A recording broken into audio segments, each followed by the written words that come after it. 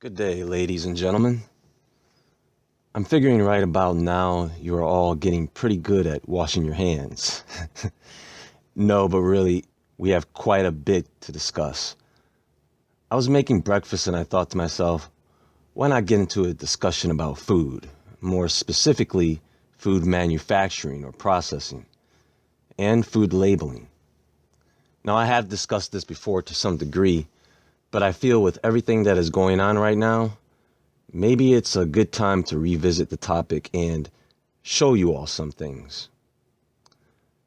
Now, what I have been seeing around me is a lot, and I mean a lot, of food products that are, garbage. And the reason I keep seeing this type of food around everywhere is because people, maybe some of you, keep buying it. You're still buying processed and packaged foodstuffs. You're still eating out of the microwave when there is a perfectly good stove and oven right in front of you. You don't read the labels. You're just looking at the pictures. Ooh, that looks yummy. And I get it. The marketing for some of this stuff is fantastic. You know the food tastes like crap, or maybe you don't know. I'll tell you, and most people don't know this. For example, when you stop eating something like fast food, and there are so many, you know who they are. When you stop eating that stuff for an extended period of time, when you go back and try to eat that stuff again, you can taste the difference. It tastes funny, almost sour, and it makes you feel funny. It sits in your stomach like a brick. Of course, people have their excuses. Oh, I don't have time, or oh, that organic stuff is too expensive. And you know what I say? So? Let me ask you all a question. Would you rather put your time and money into eating good, real food? Or would you rather put your time and money into going to the hospital? And if you don't have anyone to bring you food, you're stuck there eating hospital stuff. And most of you know what I'm talking about. That stuff tastes like it came out of a vending machine. Now, I'm not a fanatic, and what I mean is, on my own, in my own home, I'm very strict about what I eat, and I really don't make exceptions. I just won't eat until I can get my hands on some real nutrition. But when I am in someone else's company or home, and even Jesus said this, I'll eat what they eat, mainly out of respect. It's fine. It's just a meal. I don't make a big deal out of it. Even if they serve me something heated in the microwave, I'll eat it because that's what they know and are used to. I don't expect everyone to have the exact same diet as me. I'm not sitting there like Gordon Ramsay critiquing a restaurant. I love those shows, by the way. But I will talk about the things that I like to eat and maybe try to educate them a bit by feeding them so that they can taste and feel the difference. So what I want to do with this presentation is take you with me on a walkthrough of the supermarket so that you will be able to see what I see.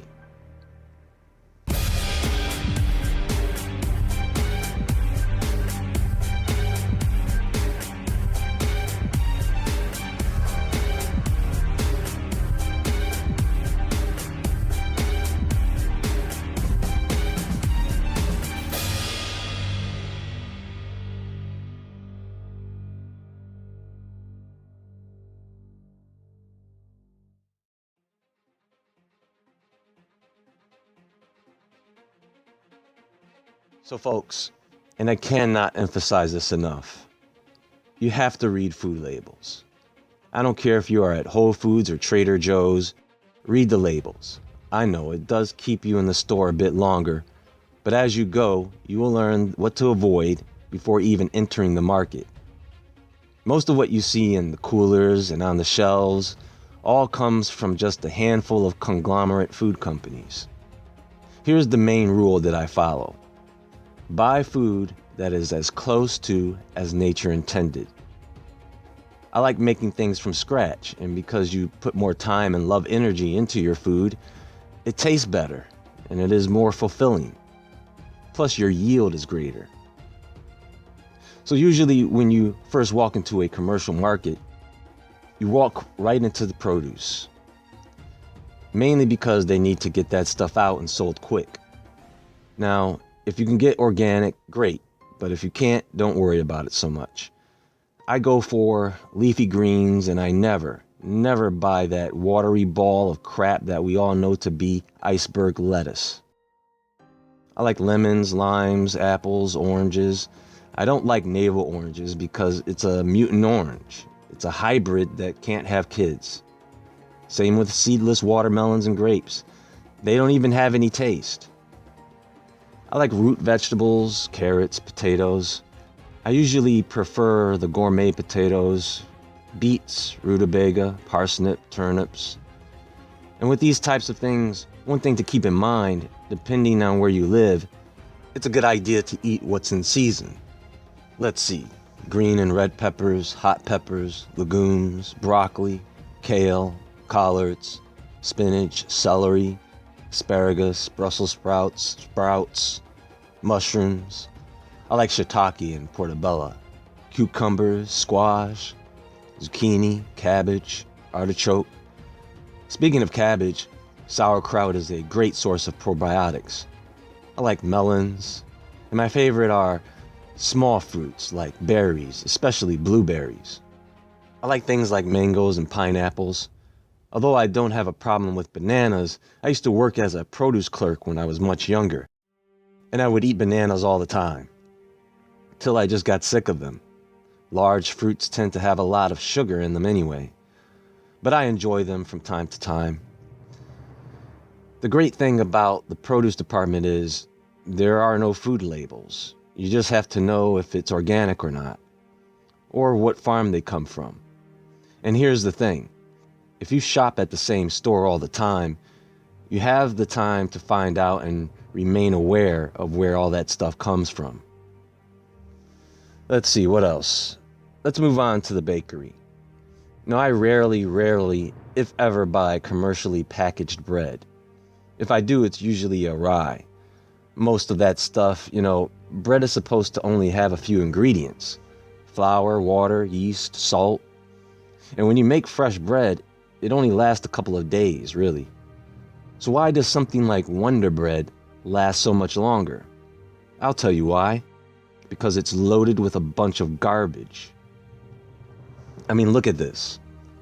No wonder people have gluten sensitivities when they add concentrated wheat gluten to bread so that they can maintain its consistency when making big batches of this stuff when commercially processed. And it works as sort of a glue and keeps the bread on the shelf longer. And you really should stop reading the ingredients right there and put the bread back. High fructose corn syrup, poison. Soybean oil, poison. Good Lord, calcium sulfate?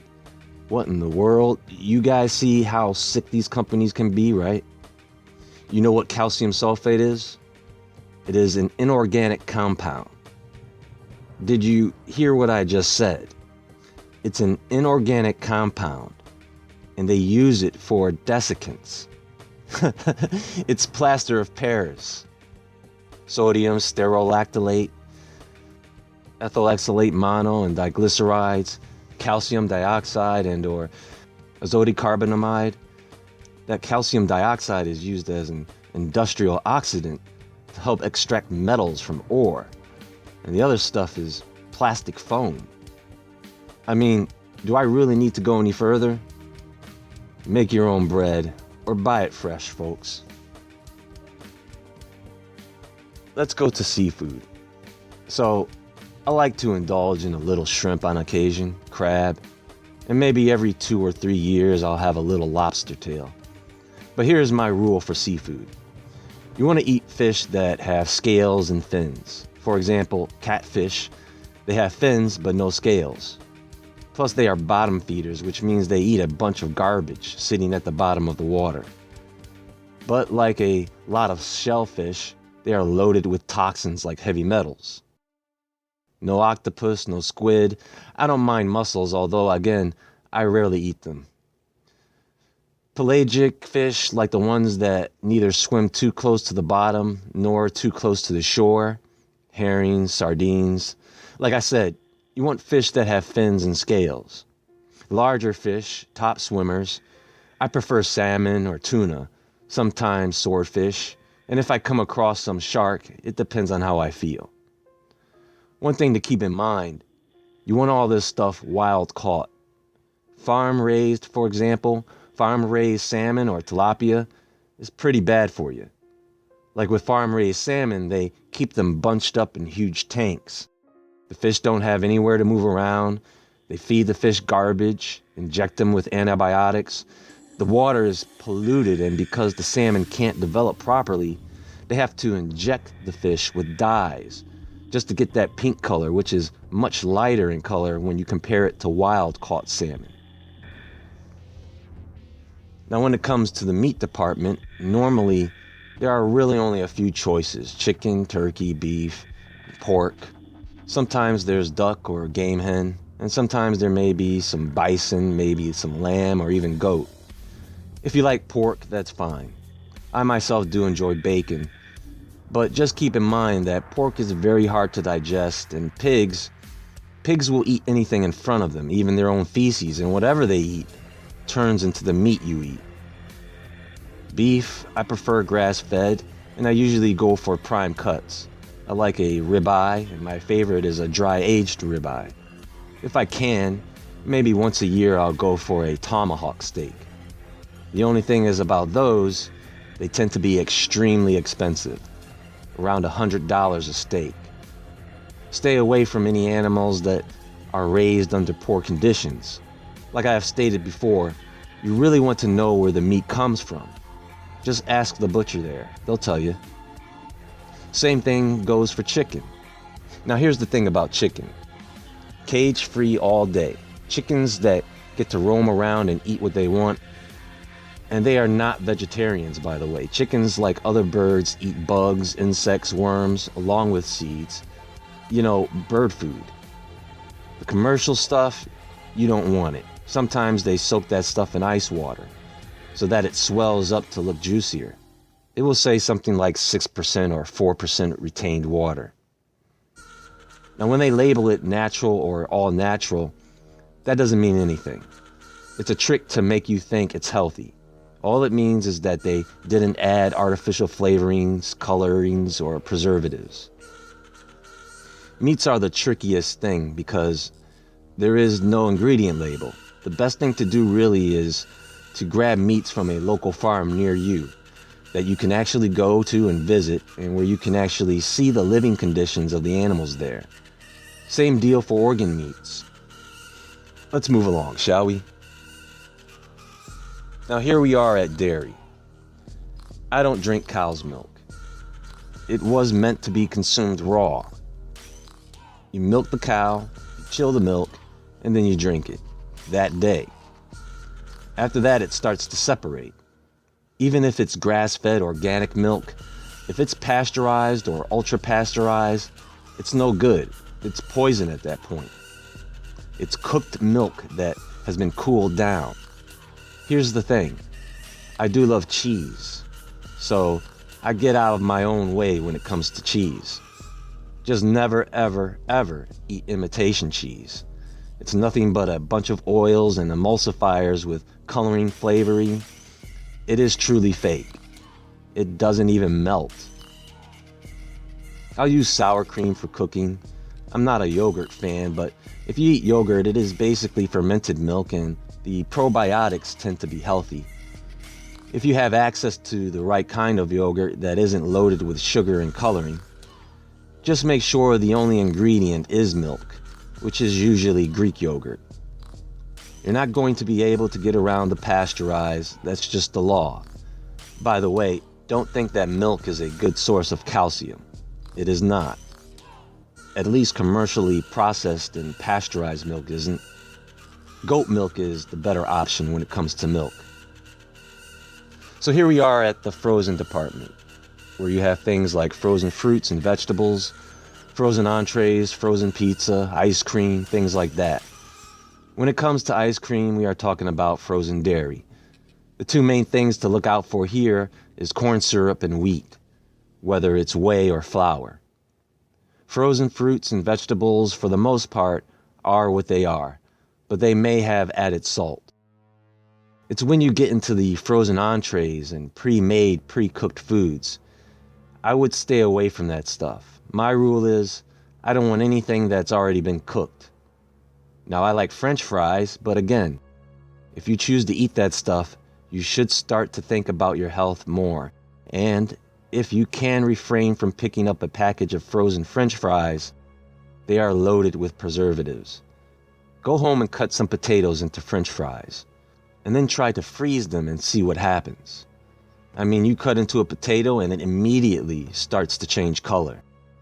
That should tell you a lot about what you are eating when you choose frozen fries. Most of everything in the frozen food section is some of the worst stuff you can consume. All that stuff that comes in boxes, your entrees, your cuisines, your TV dinners, some with popular restaurant labels, some of it ready to go in microwavable containers. Stop eating that stuff for a while, then go back and try to eat it again and see what happens. You're going to do your stomach and body a disservice. It's overpriced. It never tastes like it's supposed to taste. It looks disgusting. And most people microwave it without realizing you can take it out of the plastic container and conventionally heat it. You're better off eating the box it came in. So by now, you should all be recognizing a pattern here. Now, we can walk up and down the aisles. Breakfast cereals, I don't even walk down that aisle. You have to douse that stuff in milk anyway. And it's not breakfast anyway. It's a snack, junk food. You must be cuckoo if you're eating Cocoa Puffs thinking that is breakfast. That's why it's always close to the candy and chips aisle. And you know that all that stuff is bad for you. And when you buy that stuff, you are making the high fructose corn syrup factory a fortune. Condiments and sauces, the ingredients on these products vary. Some companies understand that some people like raw ingredients, and they have gotten a bit better at that. But preservatives, the food dyes, the MSG, which is often hidden by the word spice, just be careful when it comes to condiments and sauces.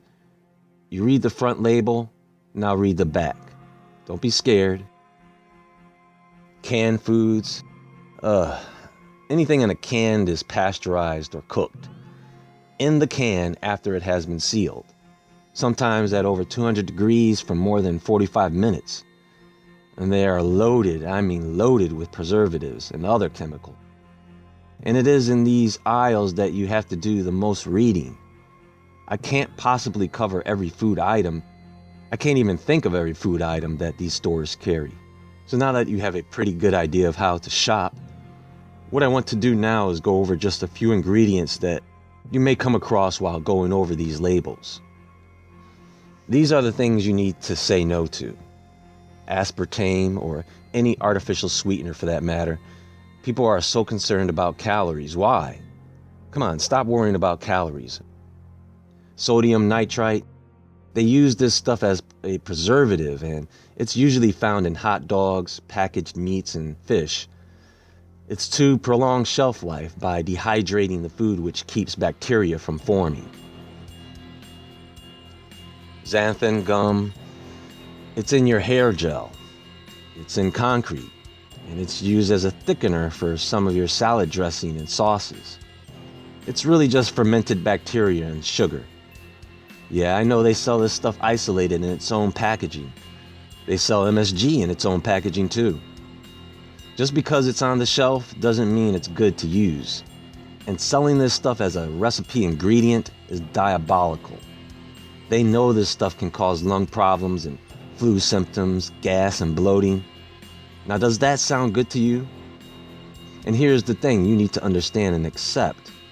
They will package poison in the guise of health food, mainly because they have so much of it in access in some warehouse that they need to find a way to get rid of it.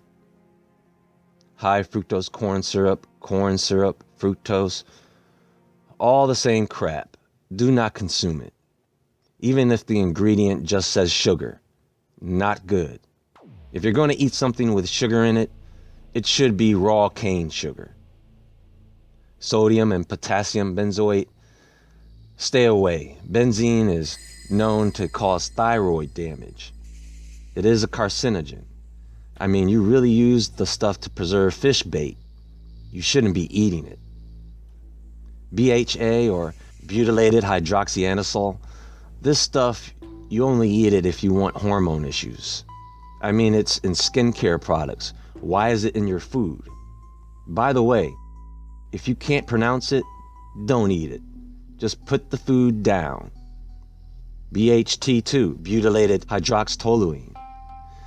That's in things like cereal, potato chips.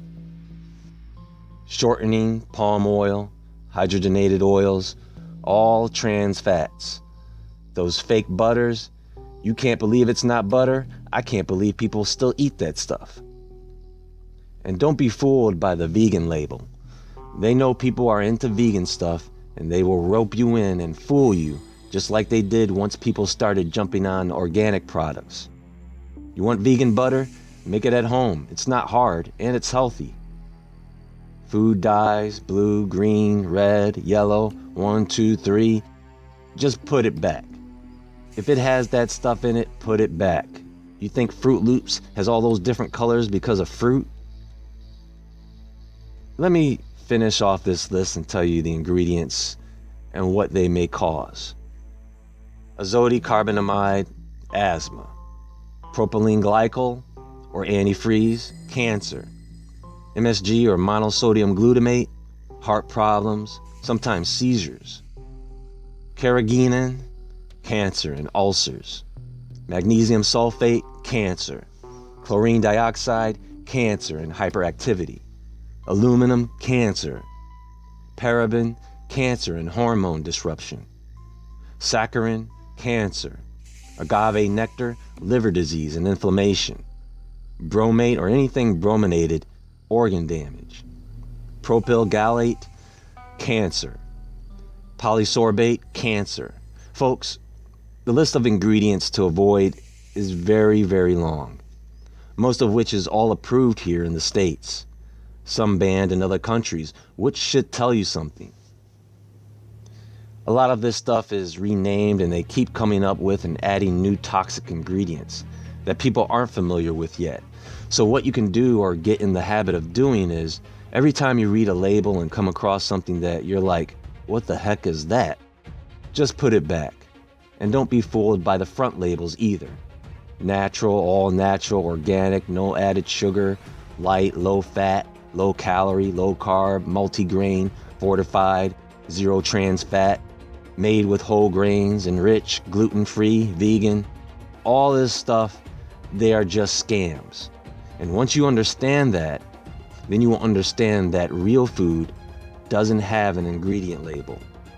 Does that make sense? We have to all get better at choosing the right foods to eat, myself included. I don't have a perfect diet, but over the years I have developed certain habits, and so I naturally avoid a lot of this stuff when I can help it. I didn't even get into beverages and scam water. That's a whole other topic. So, I hope you enjoy this presentation and can take with you some of this information on your next grocery trip. And stay tuned, I have a lot more to present in other matters. Unless you want to be slowly poisoned to death, make some habit changes. Start paying attention. Gain understanding. Make that decision. And make it today. Make it now.